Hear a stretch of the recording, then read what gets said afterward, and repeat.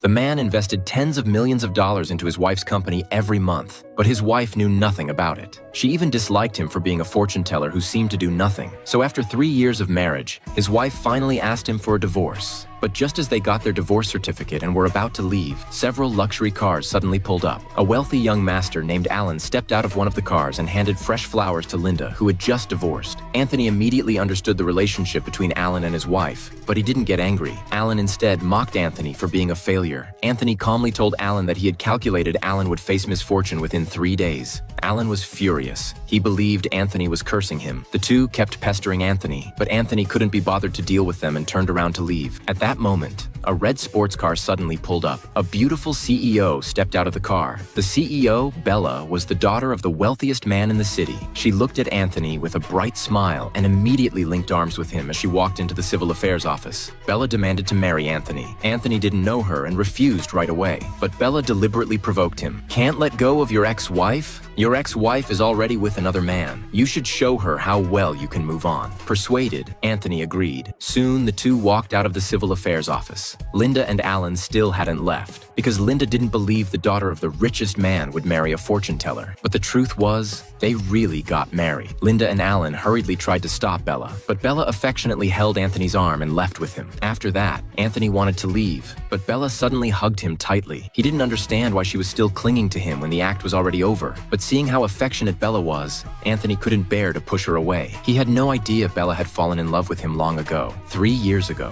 That day, Bella had a car accident. She lay on the road, barely alive. Bystanders were too afraid to help. Only Anthony carried her to the hospital and saved her life. But she found out he was married. Bella didn't disturb him, but she silently kept her eyes on him. When she learned Anthony was divorcing today, Bella was overjoyed. She rushed over to marry Anthony. This time, she would never let go of Anthony's hand again. But Bella didn't tell Anthony about this past. Anthony clearly didn't remember her. She hoped he would slowly fall in love with her. Anthony also didn't tell Bella that he wasn't just a skilled fortune teller, but actually the wealthiest man in the entire country. He had simply been hiding his identity. Anthony still intended to leave, but only to return to Linda's house to retrieve his belongings. Bella insisted on going with him and bought him expensive clothes. Anthony entered Linda's house alone. Linda's mother and brother treated him terribly. They had always looked down on him. When they heard Anthony wanted to take back his belongings, the brother actually stepped on his luggage and demanded he return the $1 million Linda supposedly gave him. Anthony said he never took that money, but the mother and brother didn't believe him at all. Instead, they mocked him wildly, calling him useless.